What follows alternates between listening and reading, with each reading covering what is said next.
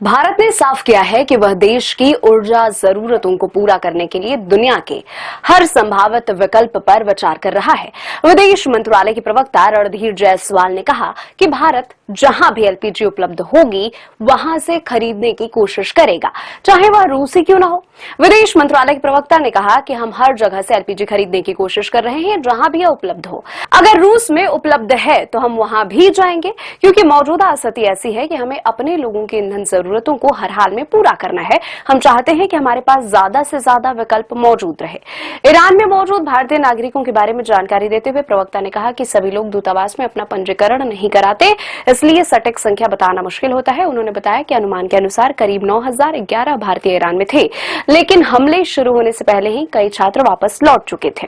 विदेश मंत्रालय के मुताबिक हाल में 882 भारतीय नागरिकों, जिनमें छात्र, कारोबारी और तीर्थयात्री शामिल हैं, को अजरबैजान और आर्मेनिया के रास्ते भारत लाया जा रहा है। प्रवक्ता ने बताया कि 284 तीर्थयात्रियों में से 280 भारत लौट चुके हैं, जो आर्मेनिया के रास्ते आए हैं। बाकी 3 से 4 लोग भी 1-2 दिन में वापस लौट आएंगे। पेट्रोलियम और नेचुरल गैस मंत्रालय की ज्वाइंट सेक्रेटरी सुजाता शर्मा ने प्रेस कॉन्फ्रेंस, भारत सरकार ने घरेलू एलपीजी और पीएनजी कंज्यूमर्स को सबसे ज्यादा प्राथमिकता दी है। इसके अलावा केरोसिन और कोयले जैसे दूसरे फ्यूल ऑप्शन भी दिए हैं। राज्य पॉल्यूशन कंट्रोल बोर्ड को केरोसिन और कोयले को दूसरे फ्यूल के तौर पर इस्तेमाल करने की इजाजत देने की सलाह दी है।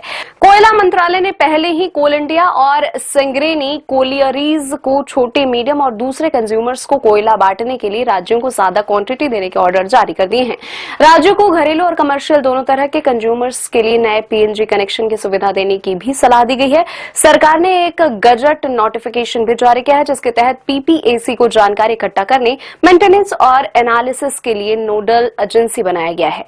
पेट्रोलियम प्रोडक्ट्स और नेचुरल गैस के production, processing, refinery, storage, transformation, import, export, marketing, distribution और इस्तेमाल में लगी सभी संबंधित एंटिटीज को पीपीएसी को जानकारी देने का निर्देश दिया गया है। भारत सरकार एलपीजी की उपलब्धता पक्का करने के लिए हर लेवल पर मुमकिन कोशिश कर रही है। अफवाहों पर ध्यान न दें और ऑफिशियल जानकारी पर भरोसा करें।